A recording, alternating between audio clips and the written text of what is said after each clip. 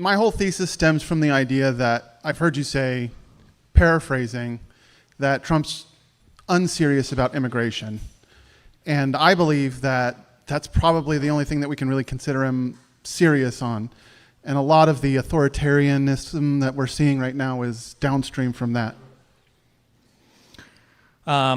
Okay, I feel like to him, the immigration seriousness is just a thing. He thinks that that's a topic that he can throw at his base to like rile them up. So that's what he uses that for. But I don't think he's had a serious take on figuring out like actual solutions to the immigration problem. Well, that in itself means that it's true, it's working. If he's throwing it at his base and he's riling him up, he's getting exactly what he wants. Yeah, but he's not solving the immigration problem. He's just making everybody mad about the immigration problem. I don't know. I mean, if we take a look at the numbers recently, border crossings are down 93% from 120,000 last year. So obviously, those encounters on the southwest border are down, and we haven't had any catch and releases for the last 4 months. Sure. So even if I assume both of those sets of numbers are true, Donald Trump tells me that 25 million illegals came in under Biden. And if that's the case, we haven't deported like even a micro fraction of that.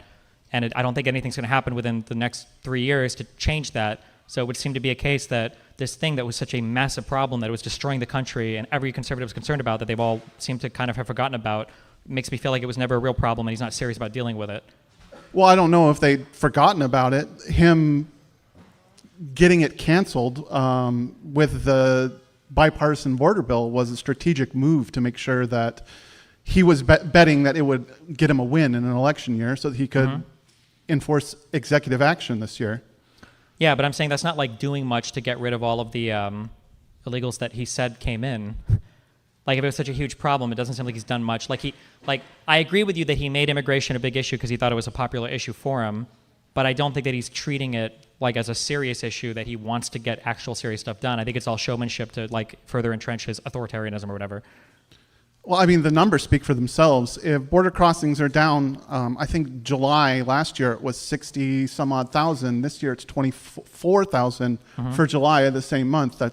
He's drastically cutting encounters down at the border, and that's deterring new people from coming in. Sure, but if somebody has like 5 inches of a 6-inch knife stuck in my back, and then somebody else trades hands and they hold it, but they're not pulling the knife out, like I'm still dying. If 25 million illegals came in under Biden and Trump stopped all of the inflow, that's fine, but we apparently 3x or 2x the amount of illegals in this country, and he's done basically nothing about it, which makes me think he's not treating it with any level of seriousness. It's all like a meme to him. Well, in country, apprehensions are up as well. So he's ramped up enforcement. I believe Biden had 64,000 arrests or something along that in the last fiscal year.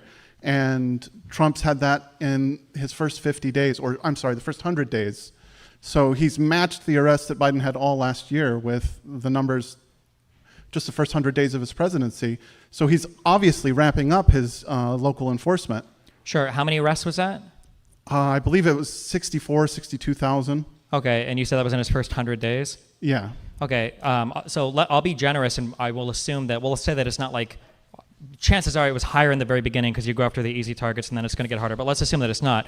If we say that it was, we'll say 60,000 in the first 100 days, right? You said around 60,000. You're president for 4 years, which is what, like 1,200 and 240 is like 1,440 days. So we'll say about 1,400 days.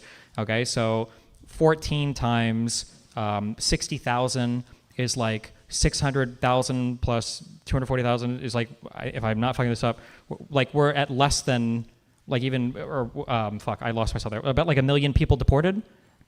Like what? Like assuming that the same rate stays. I'm just showing like by the numbers. Like by the very end, he's deported 1/25 of everybody that came in under Biden. And conservatives have been telling us that there's been a horrible immigration crisis prior to this. So that's like to me, that's what I'm saying is a deeply unserious position to have. Yeah. Well, I mean, okay, so not even only if he is 5x'd his deportation rates, 5x them, that would be maybe around 5 million out of 25 million that have come in illegally. the deterrence factor is also an issue as well. But that's for people coming in.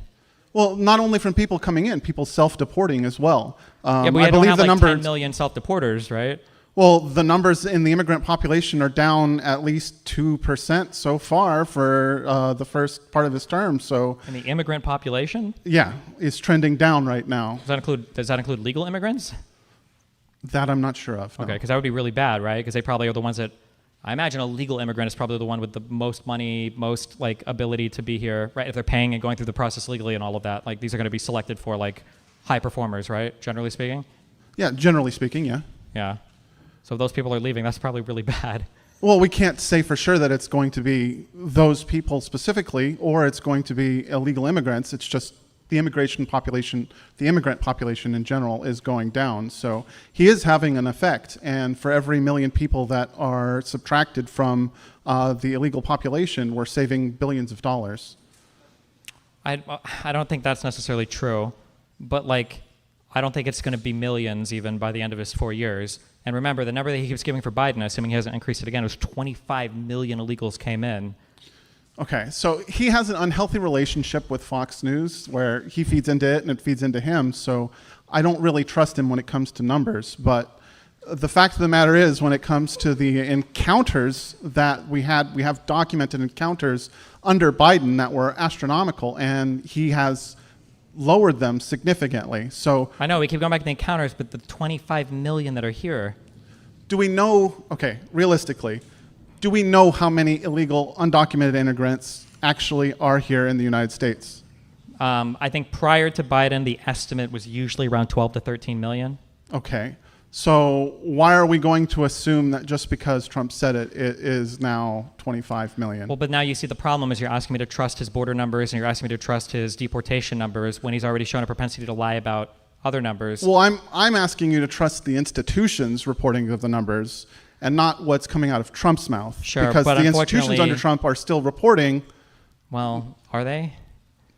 I think it's hard to trust after the jobs numbers came out and he fired the one lady. I think it was the head of the whatever is it? It's not CBP. That's Customs and Border Patrol. But the jobs department person, right? Or him trying to pressure and fire people who are part of the governor board for the Federal Reserve Board, or him like explicitly talking to all of his cabinet members, telling them what they need to say or do. Like for instance, this is an unfortunate thing, and I know this is a hyper-partisan issue, so it's hard to find any common ground. But like, if let's say that the shooter. Here's a big problem. Let's say that the shooter of Charlie Kirk, let's say that we find tomorrow, he did have another Discord account. It's a crazy Antifa leftist, insane account or whatever. Personally, I don't know if I could ever believe it now, maybe, but it's hard because here's what I know, and these are undeniable facts. The President of the United States and I think Kash Patel and other members of Congress, they all staked a position on the identity of the shooter and his ideology before they knew anything about it. So why would I trust these same people who can't even admit the results of the 2020 election to come out and release information showing that they were wrong about something? Even if all of the institutions, even if they were still all perfectly functioning, which I think there's good cause now, especially with Kash Patel basically admitting that they fired people who were involved in like the Mar-a-Lago raid, or they fired FBI members who weren't loyal to Trump, whatever the fuck that means.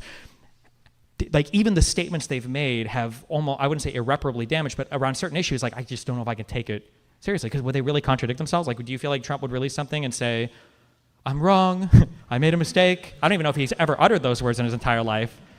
Well, no, I don't believe that Trump would, but his administration, while it's less than the first term, has kind of gone against him when it comes to certain things. Can you name one thing and one person? Bondi saying that she would release the Epstein files, and... But like, I feel like that's the worst example, because I feel like she initially thought that they maybe had some things there because she's kind of retarded. I don't know why. But then Trump obviously now, I think we have a lot of information now saying that the FBI was marking stuff where Trump's name might have come up, and now we also have it not being released, and now all of them are defending the idea of not releasing anything more about it, so much so that like Mike Johnson is like not seating an elected person in the House for almost a month now, I think. So it seems like they are all following him, right? Like, what? Like, tell me. Okay, so Pam Bondi said, in the Southern District of New York, we found a whole bunch of boxes of stuff in the fucking burn bags or whatever the fuck else. The burn bags might have been some Obama shit. I don't know. But we found a bunch of stuff, and then we're going to release it. And then I'm hearing from people in the FBI and everything that they were showing stuff that involved Trump, and they were marking stuff for him. And now we're hearing, I think she just said today or yesterday, actually there was no client list. What am I supposed to believe on that? Like, if I'm just like an impartial observer. I would say you go with the FBI on that one generally. So a big issue that I have with the FBI is, was this Bongino or Kash Patel, or it might have been both? At least one of these guys, Bongino I think is the deputy FBI director, right under Kash Patel, was literally on a podcast with I don't know if this was a Joe Rogan one or a Tim Pool one, but he's literally saying like, I've got friends in the CIA and they've told me that they've seen all the Epstein stuff and they know all the information and everybody knows it's there. He said that. So now, and it was really awkward because it reminded me of fucking Hassan on Jenk's show when he had to apologize for the 9/11 comments. When I'm seeing Dan Bongo Balls and fucking Buggy Eye Patel are sitting here on some mainstream media network, they're saying, we've looked at it all, there are no Epstein files, all of it got released. Like, what am I supposed to believe there? That's like a hard one. Like, I don't know, like, how am I supposed to make sense of that? They must have lied at one point, and if they've lied at one point, like, fuck, well, when am I supposed to believe them? Especially when it's always, right, they're always taking the politically advantageous position, right? Because that's an easy way to read it all. So how can I think they're in a truth-telling position? Well, generally speaking, if they're on a podcast and they're talking to the base, maybe not. But if they're under oath, generally we should be able to trust them. So, I mean, so I would say, okay, so this is where the conspiracy part of my brain would kick in. Okay, so I would say, what if they just lie under oath? Okay, and then the retort would be, well, I mean, like, are they going to lie under oath? That would be a crime. They could be in big trouble. And then, you know, Destiny, you've said in the past that conspiracies like this involve a lot of moving parts. There would have to be a lot of stuff in order to make something like that work. And then my counter retort would usually be to accede. I would concede the argument and say, yeah, this probably wouldn't work. But I have like so many examples of Donald Trump literally pardoning people who were literally obstructing investigations, who were doing so out of loyalty to him. Like Roger Stone was an example of that. Like every cabinet member that he had, every person that he's had the ability to pardon, he's pardoned all the Jan Sixers, all of his past, like Manafort, Stone, Flynn, Bannon. So but like, if you get into that train of thought that anybody can lie under oath, it can go very well for the Democrats as well. So what do you mean? If they can lie under oath, how can we trust anything that they say? How could we trust the January 6th committee that anything that they testified to was accurate at all? Because when they were, one is because there's a treasure trove of information out there that they released about it, and two, I think when they were conducting all of that stuff, they weren't expecting to get pardoned by Biden. Well, I don't think they were expecting to get pardoned by Trump either, the January 6ers themselves, so I don't... Well, like, I could argue that they weren't expecting that. The amount of charity, though, because one, Trump has literally pardoned people around him who committed crimes and obstructed, right? Roger Stone told another witness how to cooperate. He said he wouldn't squeal on the president, and he was pardoned. And then two, like at rallies in the past, Donald Trump has said, like, yeah, you know, beat that guy up, like, I'll pay for your lawyer, ha, ha, ha. And then three, like, a lot of the people that went to January 6th, Trump was literally there giving them a speech. Like, I'm sure that they thought that they were marching for a righteous cause and that Trump would, you know, help them and be there for them. And I think they all acted accordingly. I think that's why they were willing to go as far as they did and why they committed the crazy stuff that they did with the expectation that they would get pardoned. And if I were to say that, like, all of those pieces were there and then they did do that, and then they did get pardoned, like, it seems like a really easy A, B, C, D, E, F, G. Like, it's like all directly there.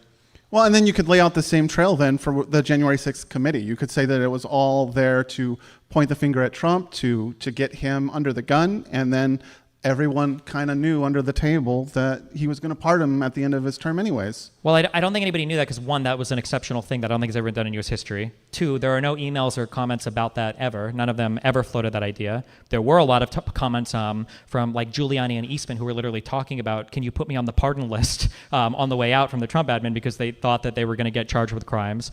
And then three, it's harder to talk about, this is kind of an unfair thing, I don't know if you're going to say it right now, but, like, it's unfair when you talk about Republicans and Democrats because I think Republicans, like, when it's like, well, isn't it, like, unfair that a lot of them are criminally targeted? It's like, well, yeah, but also a lot of them, like, were openly and flagrantly violating the law.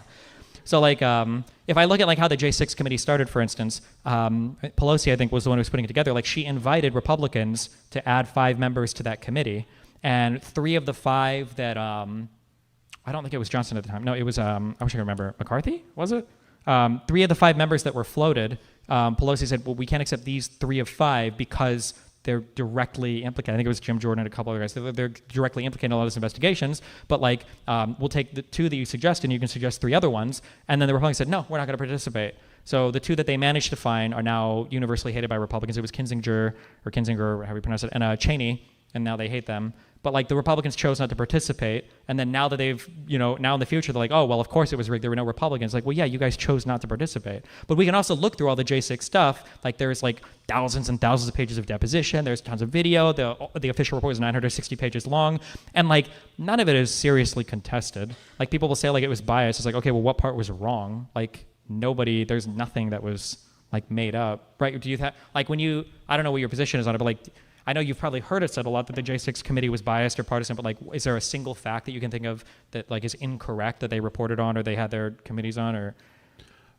No, not really when it comes to J6. I'm Sure. just saying that the whole idea of, well, you can't trust them even if they're under oath, it does swing both ways, and it does lead to a breakdown in us being able to communicate across the aisle.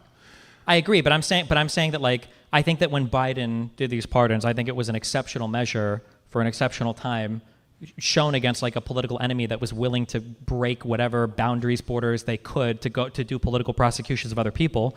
I think that if we were arguing moral high grounds, I mean, I would say the Republican Party's in hell when it comes to moral high grounds at this point. But like if we were arguing moral high grounds, there might have been a gotcha that Republicans could have gotten if Trump could have made it through even one fucking year without doing a political prosecution.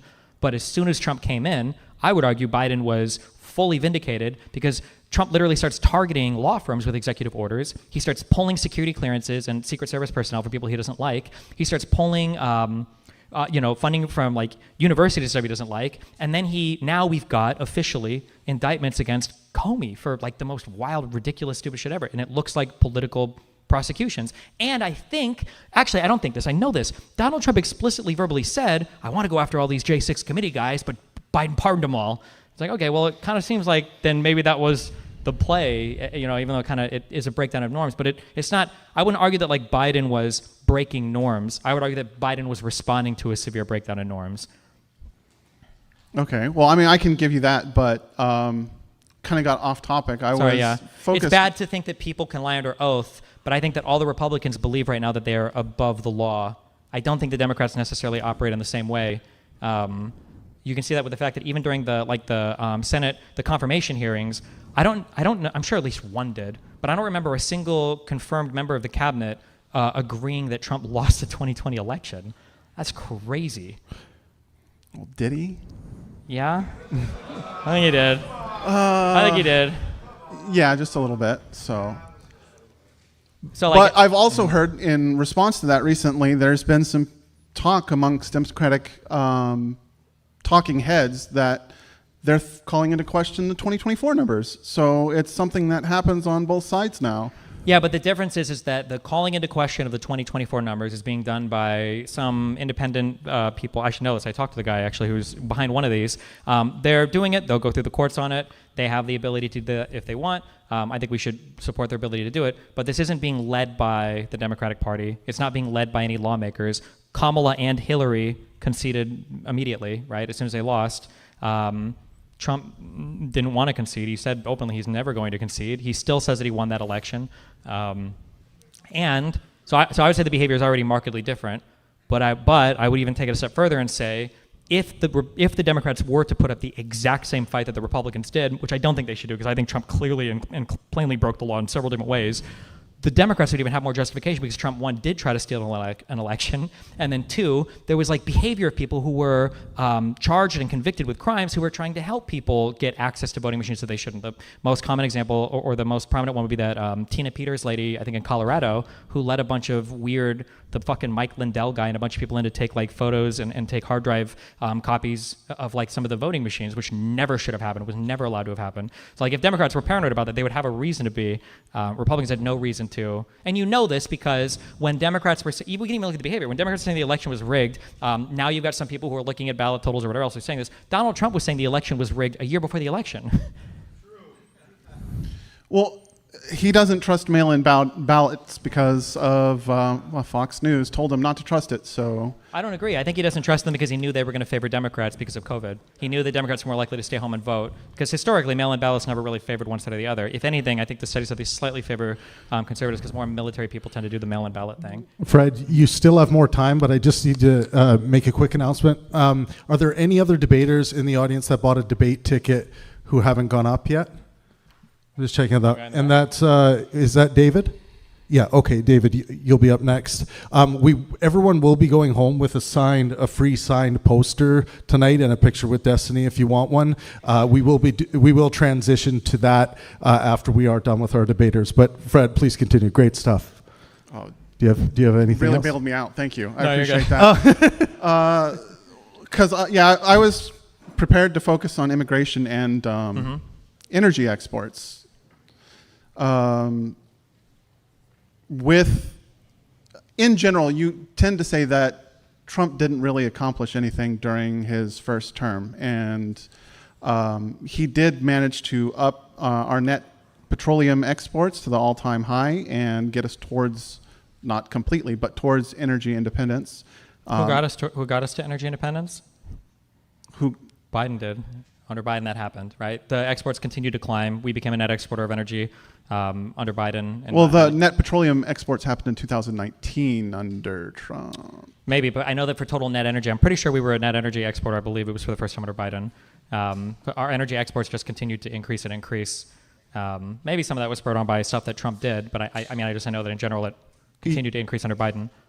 I was under the impression that we were still a crude importer under Biden. I think we might have to import crude, but there's like a whole refinery process that makes it like usable in other oil products, right? So like we import from Canada and everything too. But Biden has removed the natural gas pause that Trump has removed the natural gas pause that Biden put in, and so we are now an exporter, one of the major exporters of liquid natural gas, thanks to Trump as well. So sure. I would have to be fair, I'd have to have more familiarity with these policies to know, I guess, how I feel about them or why because like there are some things that he did, like there was one for like opening drilling on like federal lands or whatever, but I think that there were like so few like reserves related to this that it didn't really do anything. He made a big deal about this, but it didn't actually increase the drilling that much. I guess when I look at the biggest issue that I have when I look at Trump's like energy policy is it seems like he doesn't have an energy policy. It seems like he has like an old I was gonna say Rockefeller. He likes like oil and coal. Like that's his policy. And whatever increases like fossil fuel, he just likes that. And I don't know why you wouldn't take a more comprehensive approach to generating energy unless you literally just have like these weird biases against anything that people call green. Well, his policies in general can be distilled down to like one word sound bites. That's the way that he operates. And then he relies on the rest of his policymakers to kind of extrapolate what he wants, because while he has been pushing for more energy independence and more, energy, it's not just coal. He's gone about it through other sectors of the industry as well. Sure, but he's like killed like so much solar and wind related stuff just because he does, and like you can tell that he doesn't have a good reason for it when he's talking about like the sad dying whales for the wind turbines, and when he's talking about solar doesn't work at night. Like I feel like these are unserious arguments, especially after he bragged about painting the border fence black.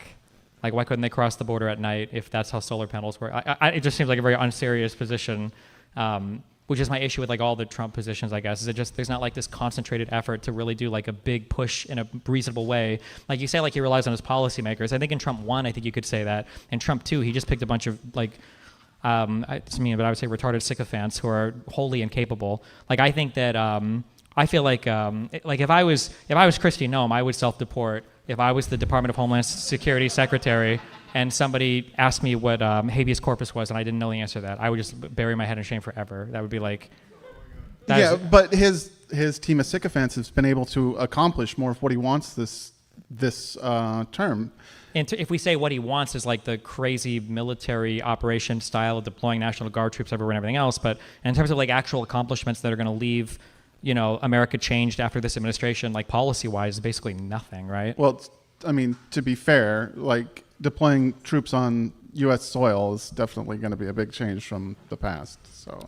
Yeah, he's done like a lot of authoritarian stuff, but he hasn't done like a lot of stuff that's going to leave like a positive, lasting effect if that was his goal. Like our trade relations with the rest of the world, I think, are going to be hurt after this presidency. They're hurt now. They're going to be hurt for a while. That's going to take a while to earn trust back. Our military alliances, I think, are severely undercut right now. Well, our military alliances, because of his pushing, spending in NATO is up across the board. Yeah, because he hates them. Yeah, he hates them because they weren't paying their fair share. Yeah, but the fact you just are willing to say he hated our NATO allies, again, that goes to my point. Okay, that figuratively speaking. I don't think he actually hated them, but he took a look at the numbers, and we were paying the most. They weren't upholding their agreements, and he's got them to up their... Yeah, but that sounds like a progressive talking about taxes. Billionaires don't pay enough. Like, they're just mad. They don't sound like they want to make the country better. They just want to sound like these taxes as a punishment. Yeah. If Trump was saying something along the lines of, like, I want to do XYZ mission, or I wish that our NATO allies contributed more so that we were a more cohesive unit or whatever, that's fine. But all he does is he shits on NATO constantly, and he brags about making people pay more money into it. Like, it's a big fuck you to everybody. Like, that's the approach, right? Well, the big difference is, I mean, progressives would do that too if they could, but Trump has a big red button that allows him to push it and get instant gratification. So, of course, he's going to push that button. Yeah, but why would we support somebody like that as president? You're describing a retard. It's working for him in some It's strange working way. for him insofar as like he's like a good reality TV show host, but like I don't think it's working for us in the country. It depends on the metrics that you're going for, but yeah. Well, yeah, I guess if you're looking to watch reality TV. That's all American politics is right now, according to Yeah, Fox but why? News. So. Because we elected a reality TV star, I think, right? Like, I feel like Biden conducted himself in a manner more consistent with the decorum we would expect the president of the United States to conduct himself with than Trump has in the past and is currently doing. I would tend to agree with you on that one, but the fact of the matter is Biden had the tools in his kit to accomplish a lot of things that Trump is doing right now, and he just didn't do it. I think border crossings are down, as I've said. Those numbers are true; they're hard facts, and Sure. they were done through executive order. So that border bill didn't need to be passed at all. Well, I mean, one, the EO is going to be challenged, and I think it is being challenged right now. I don't know where the case is at on that. And then two, we didn't get like all the increased funding and everything else for the arbitration judges to actually chew through all of the asylum seekers here that were caught and released to like actually decrease those numbers. Like, those people are still going to be floating around for however long it takes to process them, because I don't think we ever increased the funding for the asylum judges or anything. Yeah, but we're not getting flooded with new people into the system. I understand so that. 25 million though, it's a lot. Any final thoughts Sure. there, Fred? I guess I just like Biden dealt with a lot in his administration, and I think he accomplished a lot. Right? We had the whole Ukraine-Russia war opened. We were coming off of all the crazy COVID stuff. We had the whole Israel-Palestine stuff, like explode. Like, all of that stuff was going on internationally, and then we still had to rebuild in the United States, which we largely did. And then like inflation and the illegal immigration, everything was coming down at the end of his term. For Donald Trump, the illegal immigration was increasing. It was starting to go back up. It was higher in like the last 2 quarters or something than it was ever under Obama. But then COVID hit and everything shut down. So he was lucky there. He got saved on his immigration numbers there a lot. So yeah, I feel like if these were problems that we actually cared about. Would you be happy? I guess the final question, I'll give you the last response. Like, if we got through these 4 years and all Donald Trump has done is executive orders and march the military around, and there's no legislation and no permanent solutions, or at least long-term solutions to any of the problems we have, would you consider that to be like a success or more successful than Kamala would have been? No, absolutely not. I think that's a first step, and he needs to basically take the rest of American policy more seriously in order to become a good president. But immigration is a deeply personal issue to me and my family, and he has made real gains in it, although I have to take a look at what he says realistically as well. Sure. But holistically, if we were to examine his entire presidency, he has to turn some things around, absolutely.